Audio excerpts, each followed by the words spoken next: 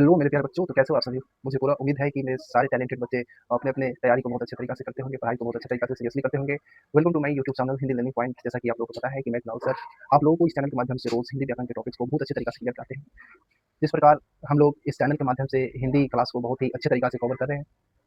हम लोग का क्लास संज्ञा टॉपिक के ऊपर चल रहा है, जिसमें हम लोगों ने इससे पिछली वाली क्लास के माध्यम से संज्ञा के बारे में समझा बहुत ही आसान भाषा में, और संज्ञा के कितने भेद हैं उन सारे टॉपिक्स को हम लोगों ने इससे पिछली वाली क्लास में कवर कर चुके हैं। अगर आप मेरे चैनल पर नए आए हैं तो चैनल को सब्सक्राइब कीजिए और क्लास को पूरा अटेंड कीजिए, और क्लास अगर आपको अच्छा लगता हो, समझ में आता हो तो एक प्यारा सा कमेंट जरूर कीजिएगा और क्लास को लाइक जरूर कीजिएगा। तो आज के क्लास में हम लोग सीखने वाले हैं संज्ञा का नेक्स्ट क्लास है, जो कि हम लोगों ने इससे पिछली वाली क्लास में संज्ञा के मुख्यतः दो भेदों का मैंने चर्चा किया था। आज की क्लास में मैं आपको संज्ञा के तीन भेद जो बच गया था उसको मैं कवर कराने वाला हूँ। तो क्लास को आप लोग ज्वाइन करके रखिए, क्लास को पूरा अटेंड कीजिए, बहुत ही अच्छा तरीका से, बहुत ही आसान लैंग्वेज में मैं आपको संज्ञा टॉपिक को क्लियर कराने वाला हूँ। तो चलिए स्टार्ट करते हैं आज का अपना। तो जैसे कि आप लोगों को मैंने इससे पिछले वाली क्लास में आपको बताया था कि संज्ञा आखिर होता क्या है। अगर आपको पता हो, अगर जैसे मैंने बताया था, तो आप इसका आंसर आप लोग फटाफट कमेंट में दीजिएगा। तो मैंने बताया था कि संज्ञा आखिर होता क्या है। तो मैंने बताया था कि संज्ञा किसी भी नाम को ही हम लोग क्या कहते हैं, संज्ञा कहते हैं, या फिर दुनिया में जो भी चीज है अगर उसका कोई ना कोई एक नाम है तो क्या है, संज्ञा है। उसके बाद मैंने बताया था कि संज्ञा का शाब्दिक अर्थ क्या होता है। तो संज्ञा का शाब्दिक अर्थ क्या होता है, अगर आपको याद आ रहा हो तो कमेंट कीजिएगा। संज्ञा का शाब्दिक अर्थ मैंने बताया था कि क्या होता है, नाम होता है, नहीं नाम होता है, या फिर हम लोग संज्ञा को क्या कहते हैं, तो महानाम भी कहते हैं, महानाम भी कहते हैं। उसके बाद मैंने आपको बताया कि संज्ञा के कितने भेद होते हैं, संज्ञा के कितने भेद होते हैं। तो संज्ञा के मुख्यतः 5 भेद होते हैं, नहीं संज्ञा के मुख्यतः 5 भेद होते हैं, जिसमें से मैंने बताया था फर्स्ट होता है आपका व्यक्तिवाचक, और सेकंड जातिवाचक, थर्ड समूहवाचक, फोर्थ आपका क्या है, द्रव्यवाचक, और पांचवा है आपका भाववाचक। जिसमें से हम लोगों ने व्यक्तिवाचक और जातिवाचक संज्ञा को बहुत ही आसान तरीका से, बहुत ही आसान भाषा में मैंने आपको इससे पिछली वाली क्लास में सिखा चुका हूं। तो आज के क्लास में हम लोग सीखेंगे समूहवाचक, नहीं समूहवाचक संज्ञा किसे कहते हैं। मैं यहाँ पे बोर्ड पे लिख देता हूँ, आप लोग नोट कर कीजिएगा जरूर बेटा। थर्ड है हमारा समूहवाचक, समूहवाचक संज्ञा। समूहवाचक संज्ञा आखिर होता क्या है, एक बात आप नोटिस कीजिएगा बेटा कि यहाँ पे क्या है, समूह। समूह का मतलब क्या होता है, समूह का मतलब क्या होता है कि क्या होगा, मतलब एक नहीं होगा, है ना। समूह कहने का अर्थ होता है कि वहाँ पे दो से अधिक व्यक्ति वहाँ पे मौजूद हो, चाहे कोई भी चीज हो, व्यक्ति का हो गया, जानवर का हो गया, या फिर कोई वस्तु का हो गया, नहीं वहाँ पे क्या होना चाहिए, भीड़ होना चाहिए, यानी कि समूह होना चाहिए, तब क्या होगा, समूहवाचक होगा। नहीं तो इसका डेफिनेशन कुछ इस टाइप से होता है कि जिस संज्ञा शब्द से किसी व्यक्ति या वस्तुओं के समूह या समुदाय का बोध होता है, समूह या समुदाय का बोध होता है, जिसे हम लोग क्या कहते हैं, तो समूहवाचक संज्ञा कहते हैं। क्या कहते हैं, तो समूहवाचक संज्ञा कहते हैं। मैं यहाँ पे आपको लिख देता हूँ, आप लोग नोट जरूर कीजिएगा। जिस संज्ञा शब्द से किसी व्यक्तियों या वस्तुओं के समूह या समुदाय का बोध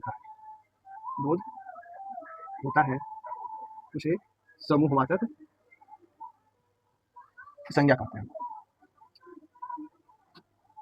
क्या हो गया डेफिनेशन इसका बेटा, तो जिस संज्ञा से या जिस संज्ञा शब्द से किसी भी व्यक्ति या वस्तु या किसी भी प्राणी का, है ना, उसमें आपका निर्जीव भी आ सकता है, सजीव भी आ सकता है, तो इसलिए किसी व्यक्ति वस्तु या किसी भी प्राणी का समूह या समुदाय का बोध होता है। यहाँ पे क्या हो, मतलब कि बहुत सारे वहाँ पे वस्तु हो या फिर क्या हो, व्यक्ति हो, नहीं तो वहाँ पे क्या हो जाएगा, हमारा समूहवाचक हो जाएगा। समूह कहने का अर्थ होता है भीड़, जहाँ पे दो से अधिक व्यक्तियों का या वस्तुओं का या फिर अन्य वस्तुओं का क्या वहाँ पे समूह हो, भीड़ हो, तो उसे हम लोग क्या कहेंगे, तो समूहवाचक संज्ञा कहेंगे। क्या कहेंगे, समूहवाचक संज्ञा कहेंगे। इसका एग्जाम्पल की मैं बात करता हूँ, तो जैसे कि आपको देखिएगा, जैसे मैं लिख देता हूँ भीड़।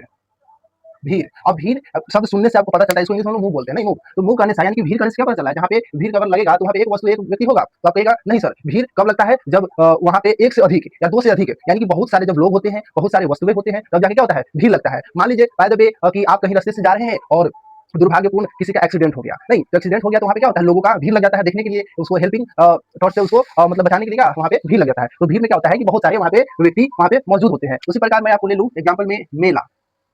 मेला, और मेला की बात जैसे आती है, हम लोग बचपन में खूब मेला घूमने जाते थे और मेला में तरह तरह के सामान हम लोग खरीद के खाया करते थे, नहीं तो मेला शब्द सुनने से हम लोग का बचपन याद आ जा रहा है। तो मेला में देखते थे हम लोग कि एक खिलौना बेचने वाला नहीं होता था, एक आदमी नहीं होता था, मतलब हम लोग तो जाते ही थे, वहाँ पे बहुत सारे लोग, बहुत सारे वस्तुएं, मतलब कि अनेकों प्रकार की वस्तुएं वहाँ पे देखने को हम लोग को मिलती थी, और लोगों को देखने को वहाँ पे मिलती थी। तो क्या हुआ कि समूह, नहीं वहाँ पे भी क्या है, लोगों का भीड़ है, समूह है, वस्तुओं का समूह है, भीड़ है, नहीं तो क्या हो जाएगा, हमारा मेला भी क्या हो जाएगा, समूहवाचक। उसी प्रकार अगर हम बात करते हैं आर्मी का, सेना, नहीं और सेना की बात किए तो सेना में भी क्या होता है, बहुत सारे सेना होते हैं, नहीं सेना जब भी मतलब किसी मार्च पे जाते हैं तो क्या अपने ग्रुप में जाते हैं ना, ग्रुप करने का अर्थ हुआ कि 10 5 15 ऐसे उनका क्या होता है, ग्रुप फिक्स होता है, जिसमें क्या होता है अपने मार्च पे वो लोग और जाते हैं, ठीक है। उसके बाद मैं अगर आपको बता दूं परिवार, परिवार और परिवार कहने से एक आदमी से तो परिवार नहीं होता है। अगर मान लीजिए कि मैं हूं और सिर्फ अपने घर में मैं ही हूं अकेला, तो मेरा परिवार हुआ नहीं हुआ। तो परिवार में क्या होता है कि कम से कम 2-4 मेंबर चाहिए, कम से कम 2-4 मेंबर चाहिए, तब जाके क्या होगा, परिवार का निर्माण होता है, नहीं और परिवार में क्या होता है, भीड़ होता है, बहुत सारे मेंबर होते हैं, नहीं।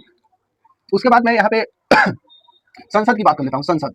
संसद आप लोग नहीं जानते हैं तो मैं आपको यहाँ पे बता देता हूँ कि संसद किसको बोलते हैं, जिसको हम लोग इंग्लिश में पार्लियामेंट बोलते हैं। नहीं, पार्लियामेंट जो क्या है दिल्ली में है। और वहाँ पे क्या होता है, जितने भी लीडर्स हैं हमारे देश के, जो भी पॉलिटिशियन है, वो सब क्या करते हैं, वहाँ पे जाके अपना अपना थॉट्स को रखते हैं, देते हैं। नहीं, उसको क्या बोलते हैं, संसद बोलते हैं, पार्लियामेंट बोलते हैं। वहाँ पे क्या होते हैं, बहुत सारे लीडर्स होते हैं, नहीं, बहुत सारे नेता लोग होते हैं जो कि अपने अपने थॉट्स को वहाँ पे सबमिट करते रखते हैं। नहीं, उसके बाद मैं आपको बात कर लूँ, बहुत सारे एग्जाम्पल हो जाएंगे। एक मैं आपको बता देता हूँ, बहुत स्पेशल है, कुंज। अब कुंज किसको कहते हैं बेटा, अगर आप लोगों को पता होगा इसका आंसर तो आप लोग कमेंट में इसका आंसर जरूर दीजिएगा। तो कुंज हम लोग कहते किसको है ना। तो अगर आपको आंसर पता हो तो आप लोग जवाब दीजिएगा। कुंज भी क्या है, तो एक समूह वाली चीज है ना। कुंज किसको कहते हैं, तो जो छोटे छोटे झाड़ियां होते हैं, नहीं, जैसे हो गया किसका, मिर्च की झाड़ियां हो गया, नहीं, मतलब कि जो भी साग सब्जी वाला झाड़ियां होते हैं उनको क्या कहते हैं, कुंज कहते हैं। तो इसको ब्रैकेट में लिख लीजिएगा, झाड़ियों के समूह। झाड़ियों के समूह को हम लोग क्या कहते हैं, तो कुंज कहते हैं। इस प्रकार से क्या हो जाएगा, बहुत सारे एग्जांपल हो जाएंगे। हमको मेन बात ये याद रखना है कि समूह कहने से क्या पता चला, जहाँ पे भीड़ हो, है ना, बहुत सारे लोग हो, बहुत सारे वस्तु हो, तो वो जगह क्या हो जाएगा हमारा, तो वो जगह क्या हो जाएगा हमारा, समूहवाचक। जैसे आप स्कूल कह लीजिए, नहीं, स्कूल में भी बहुत सारा भीड़ होता है। हॉस्पिटल ले लीजिए, उसमें भी बहुत सारा भीड़ होता है। नहीं, कमिटी ले लीजिए, समिति, समिति में भी बहुत सारा आदमी होता है। नहीं, तो जहाँ पे कहने का सेंस ये है कि जहाँ पे बहुत सारे वस्तु हो, बहुत सारे व्यक्ति हो, जहाँ पे भीड़ लगे, इकट्ठा हो सभी, तब उसको क्या कहेंगे हम लोग, समूहवाचक संज्ञा कहेंगे। क्या कहेंगे, तो समूहवाचक संज्ञा कहेंगे। अब उसके बाद आता है, इसके बाद आता है क्या आपका, तो द्रव्यवाचक। क्या आता है, चौथा हमारा द्रव्यवाचक। आप लोग क्लास को बहुत अच्छे तरीका से देखिए, कवर कीजिए। मैं आपको संज्ञा टॉपिक को एकदम आसान भाषा में सिखाने का कोशिश कर रहा हूँ, ताकि आपको संज्ञा अगर नाम सुनाई दे तो संज्ञा से आने वाले क्वेश्चंस को आप लोग यूं एक झटके में कर लोगे, क्योंकि मैं आपको यहाँ पे बहुत ही तगड़ा कंसेप्ट देने वाला हूँ। तो चैनल को आप लोग दबा के शेयर कीजिए और वीडियो को, क्लास को आप लोग पूरा अटेंड जरूर कीजिए। अब इसके बाद क्या है कि द्रव्यवाचक। और द्रव्यवाचक कहने से क्या पता चलता है, द्रव्य, द्रव्य यानी कि लिक्विड, है ना, या फिर जिसको हम लोग क्या कर सकते हैं, माप तोल सकते हैं। नहीं, मापते हैं या फिर तोलते हैं, जिसको हम लोग क्या करते हैं, काउंट नहीं करते हैं। क्या करते हैं, तो काउंट नहीं करते हैं, यानी कि गिनते नहीं है, उसे हम लोग क्या कहते हैं, द्रव्यवाचक। द्रव्यवाचक का डेफिनेशन कुछ इस टाइप से होता है कि वैसा संज्ञा शब्द, वैसा संज्ञा शब्द जिसे हम लोग क्या कर सकते हैं, तो माप या तोल सकते हैं। केवल उसको मेजरमेंट कर सकते हैं, उसको माप तोल सकते हैं। नहीं, उसी को हम लोग क्या कहेंगे, तो क्या कहेंगे, तो द्रव्यवाचक संज्ञा कहेंगे। द्रव्यवाचक संज्ञा हम लोग क्या कर सकते हैं, तो उसको गिनते नहीं है। नहीं, गिनते नहीं है, अर्थात वो लिक्विड होता है, नहीं, सॉलिड भी होता है। तो इसका डेफिनेशन इस टाइप होता है कि वे संज्ञा जिन्हें हम केवल माप या तौल सकते हैं, किंतु गिन नहीं सकते। क्या लिखा, कि वे संज्ञा जिन्हें हम केवल माप या तोल सकते हैं, वे संज्ञा जिन्हें हम केवल माप या तोल सकते हैं, उसको हम क्या कर सकते हैं, गिन नहीं सकते। माप या तोल सकते हैं ना, माप या तोल सकते हैं, उनको हम क्या कर सकते हैं, गिन नहीं सकते, काउंट नहीं कर सकते। नहीं, और आपको मैं एक और बात यहाँ बता दूं कि मापते हम लोग किसको है और तोलते किसको है। अगर आप लोग आज तक कंफ्यूज थे, हम लोग सारे कंफ्यूज रहते हैं कि आखिर हम लोग मापते किसे हैं और तोलते किसे हैं। तो जो लिक्विड होता है, नहीं, जो लिक्विड चीज होता है उसको हम लोग क्या करते हैं, उसको हम लोग मापते हैं, है ना, उसको क्या करते हैं, मापते हैं। जैसे कि हमको मापते किसमें है, तो लीटर में मापते हैं। नहीं, लीटर में हम लोग मापते हैं। जैसे कि हमको तेल लेना होता है तो हम लोग कहते हैं 1 लीटर तेल दीजिए। नहीं, तो क्या हो गया, वो लिक्विड है, यानी कि बहने वाला पदार्थ है, उसको हम क्या करते हैं, मापते हैं। और तौलते किसको है, तो जो क्या सॉलिड हो, यानी कि ठोस वस्तु में हो। जैसे कि कोई अनाज हो गया, कोई वस्तु हो गया, है ना, उसको हम लोग क्या करते हैं, किलो में, क्विंटल में, है ना, उसको हम लोग क्या करते हैं, तो नापते हैं, यानी कि मापते हैं, है ना। तो आपको यहाँ पे क्लियर हो गया कि मापेंगे किसको हम लोग और तोलेंगे किसको। तो मापते किसको है, जो लिक्विड पदार्थ होता है, जैसे कि तेल हो गया, पानी हो गया, दूध हो गया, है ना, केरोसिन तेल हो गया, वगैरह वगैरह और भी है, उसको हम क्या करते हैं, तो मापते हैं। और तौलते किसे हैं, तो जो अनाज हो गया है, हेवी वस्तु हो गया, उसको हम लोग क्या करते हैं, तो तौलते हैं। तो उसी प्रकार मैं आपको यहाँ पे बता दूं, जैसे कि आप ले लीजिए गेहूं, गेहूं व्हीट, है ना। और गेहूं क्या होता है, तो गेहूं क्या एक अनाज है जिसका क्या होता है, रोटी बनता है, आटा होता है, उसको हम लोग रोटी पकाकर क्या करते हैं, खाते हैं। तो आप लोग गेहूं को क्या करते हैं, गिन के लेते हैं कि हमको 10,000 गेहूं दे दीजिए या फिर 5 गेहूं दे दीजिए। वहाँ पे हम लोग उसको काउंट नहीं कर सकते, क्या करते हैं, उसको हम लोग तौलते हैं, है ना, तौलते हैं कि हमको 5 केजी गेहूं चाहिए, 10 केजी चाहिए, 1 क्विंटल चाहिए, 50 केजी चाहिए। नहीं, उसको हम लोग क्या करते हैं, तौलते हैं। यहाँ पे एग्जाम्पल में आप लोग, जैसे मैं एग्जाम्पल में यहाँ पे लिख देता हूँ, आप लोग नोट जरूर कीजिएगा। जैसे कि मैंने बताया गेहूं, है ना, गेहूं, गेहूं क्या करते हैं, वो तौलते हैं। उसी प्रकार क्या है, घी है, घी को हम लोग क्या करते हैं, माप के लेते हैं, है ना। उसके बाद क्या हो जाएगा, पानी है, इसको भी हम लोग माप लेते हैं। तेल हो गया, है ना, ये तो हो गया क्या, जिसको हम लोग क्या कर सकते हैं कि मापते हैं और तौलते हैं, है ना। ये जो क्या, ये बेसिक है जो हम लोग बचपन से सीखते आ रहे हैं। लेकिन मैं यहाँ पे आपको प्रॉमिस किया हूँ कि जो भी टॉपिक मैं आपको पढ़ाऊंगा उसको हाई लेवल तक मैं पढ़ाऊंगा, जिससे आपको क्या हो, आप किसी भी क्लास में हो। मैंने आपको पहले ही बताया था कि क्लास आप लोग 6 से लेकर 12 तक के स्टूडेंट हो, या फिर कोई भी अदर कम्पिटेटिव एग्जाम्स की तैयारी कर रहे हो, कोई भी एंट्रेंस एग्जाम की तैयारी कर रहे हो, तो उसमें भी आपको ये क्लास बहुत इंपॉर्टेंट रहेगा, है ना। तो आपको मैं यहाँ पे उसी के हिसाब से मैं आपको यहाँ पे प्रिपरेशन कराता हूँ, तैयारी कराता हूँ, सिखाने की कोशिश करता हूँ। यहाँ पे आप लोग नोट पॉइंट डाल के लिख लीजिएगा बेटा, कि नोट पॉइंट में आप लोग क्या लिखिएगा कि द्रव्यवाचक संज्ञा जिसको हम लोग मापते हैं, तौलते हैं, वो तो ठीक है, लेकिन उसके अलावा हम लोग किसे कहेंगे, तो यहाँ पे जो धातु हो गया, है ना, जो धातुओं के नाम होते हैं, या फिर जो क्या होता है, ठोस पदार्थ वस्तुएं होते हैं, उन्हें हम लोग क्या कहते हैं, तो द्रव्यवाचक संज्ञा कहते हैं। यानी कि जो क्या हो गया, धातु हो गया, द्रव्य सामग्री हो गया, है ना, या फिर जो ठोस पदार्थ होते हैं, गैस पदार्थ होते हैं, उनको भी हम लोग क्या कहते हैं, तो द्रव्यवाचक संज्ञाएं कहते हैं। पॉइंट में आप लोग यहाँ पे लिखिएगा फर्स्ट में कि धातुओं के नाम, धातुओं के नाम द्रव्यवाचक संज्ञा होती है। और धातु के नाम, जैसे कि एग्जांपल की बात करता हूँ तो हो जाएगा सोना, नहीं, चांदी, नहीं, तांबा आदि। क्या है, ये तो धातुएं है ना, मेटल है। जिसका क्या हम लोग ज्वेलरी बनाते हैं ना। तो आप लोग एक नोट पॉइंट के रूप में आप लोग याद रखिए, जो धातु के नाम है उसे हम लोग क्या कहते हैं, या फिर जो द्रव्य होता है, द्रव्य क्या होता है, तो जो लिक्विड पदार्थ होता है, यानी कि पानी, तेल, घी, दूध, दही, ये सब क्या है, लिक्विड पदार्थ है, द्रव्य पदार्थ है, उसको भी हम लोग किसके श्रेणी में रखते हैं, तो द्रव्यवाचक संज्ञा की श्रेणी में रखते हैं। उसके बाद दूसरा नोट पॉइंट आप लोग नोट कीजिएगा कि गैसीय पदार्थ, गैसीय पदार्थ भी द्रव्यवाचक में आते हैं।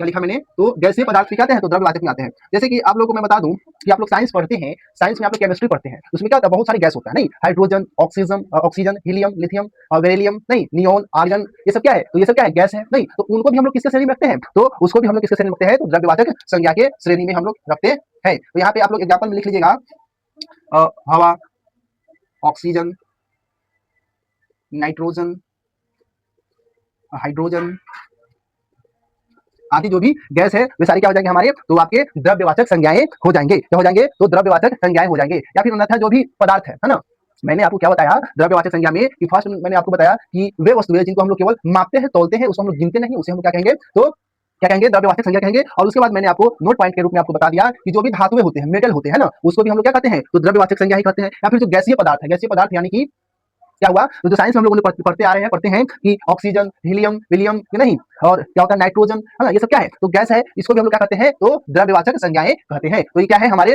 द्रव्यवाचक संज्ञाएं हैं।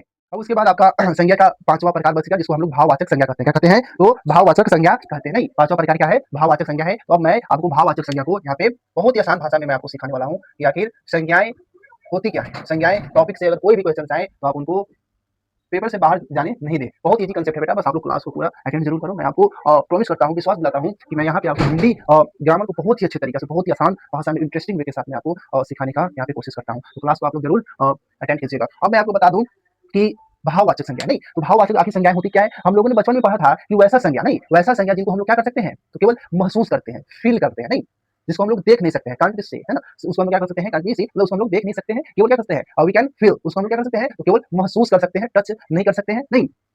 तो वही डेफिनेशन है बचपन वाला, वे संज्ञा जिन्हें हम देख नहीं सकते हैं, देख नहीं सकते हैं, केवल महसूस महसूस करते हैं, केवल महसूस करते हैं, नहीं, उसको हम लोग देखते नहीं है, केवल क्या करते हैं, महसूस करते हैं। या फिर क्या होता है कि जिस संज्ञा शब्द से किसी व्यक्ति या प्राणी के क्या होता है, गुण, स्वभाव, अवस्था का बोध होता है। ये क्या हो गया आपका कंपटीशन लेवल का डेफिनेशन हो गया। या फिर आपको मैं यहाँ पे लिख देता हूँ, अर्थात करते और करके, अर्थात में वे संज्ञा जिनसे किसी प्राणी या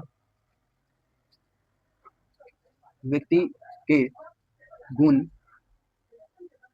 अवस्था तथा स्व स्वभाव का क्या होता है, तो बोध होता है, बोध होता है। तो इसका ये तो क्या हो गया हमारा, बचपन से हम लोग जो पढ़ते आ रहे हैं वो तो ठीक है अपनी जगह पे, लेकिन यहाँ पे मैं आपको लेवल अप करके बताने की कोशिश कर रहा हूँ। क्या हो जाएंगे वे संज्ञा जिनसे क्या होता है, किसी प्राणी या किसी व्यक्ति के गुण, अवस्था, स्वभाव आदि का क्या होता है, बोध होता है, उन्हें हम क्या कहते हैं, तो उन्हें हम क्या कहते हैं, तो भाववाचक संज्ञा कहते हैं। अब इसके एग्जांपल की बात मैं करता हूँ। पहले मैं इसका बात कर लेता हूँ कि वे संज्ञा जिनको हम लोग देख नहीं सकते हैं। अब देख नहीं किसको नहीं सकते हम लोग, देख किसको नहीं सकते हैं, तो मैं अगर आपको यहाँ पे बता दूं कि किसको हम लोग देख नहीं सकते हैं, उसको केवल हम लोग क्या कर सकते हैं, महसूस करते हैं, नहीं। तो जैसे कि मैं अगर आपको यहाँ पे लिखता हूँ खुशी, खुशी, खुशी क्या होता है, कोई एक वस्तु नहीं है, कोई एक व्यक्ति नहीं है, और व्यक्ति का नाम है, बट क्या है, कोई विजुअल वस्तु नहीं है जिसको हम लोग क्या करते हैं, देख सकते हैं, है ना, उसको केवल क्या करते हैं, महसूस करते हैं। अगर कोई हमारा बड़ाई करता है तो क्या होता है, उस समय खूब अपने आप पर बहुत खुशी होती है, बहुत मतलब मन क्या होता है, बहुत प्रसन्न हो जाता है, नहीं, उसको हम लोग देखते नहीं है कि हमको कितना खुशी हुआ है, 2000 खुशी हुआ है कि 10 केजी खुशी हुआ है ना, उसको हम लोग देख नहीं सकते हैं, केवल महसूस करते हैं। उसके बाद होता है हम लोगों का, खुशी के बाद हो गया बचपन, बचपन। अब देखिए बचपन भी क्या है, तो बचपन को हम लोग क्या करते हैं, महसूस करते हैं, उसको हम लोग बचपन को कोई देखा नहीं होता है। आप गेस कीजिए कि जब आप 2 साल के थे, 2 साल के थे, तो आप अपने बचपन को देखे थे?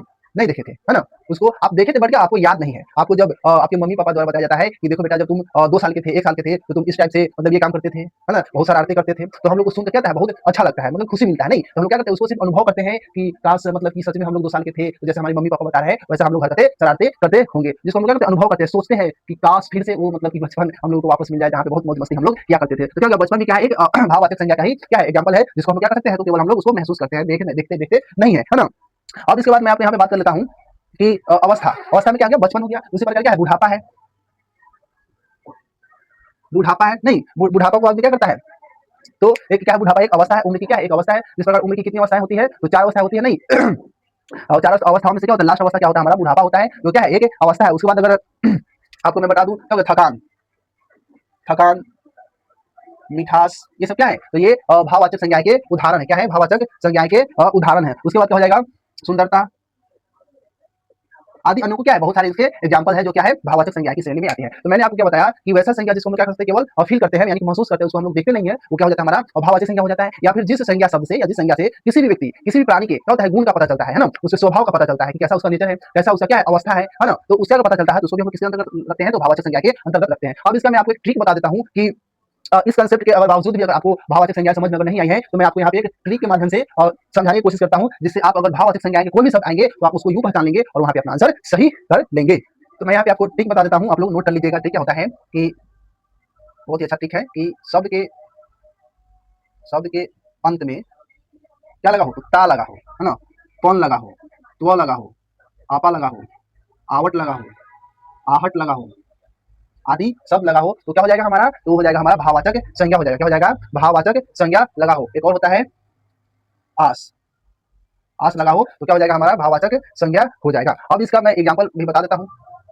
जैसे कि क्या है, ता, क्या है, ता, तो ता वाला शब्द क्या हो जाता है, मनुष्यता, मनुष्यता नहीं, उसके बाद पन है, मान लीजिए क्या हो जाएगा, पागलपन, पागलपन, उसको क्या है, त्व है नहीं, तो त्व में क्या हो जाएगा, लघुत्व मान लीजिए, लघुत्व। आपा है, आपा में क्या हो जाएगा, बुढ़ापा हो जाएगा नहीं, उसके बाद क्या है, आवट है नहीं, आवट में क्या हो जाएगा, बनावट।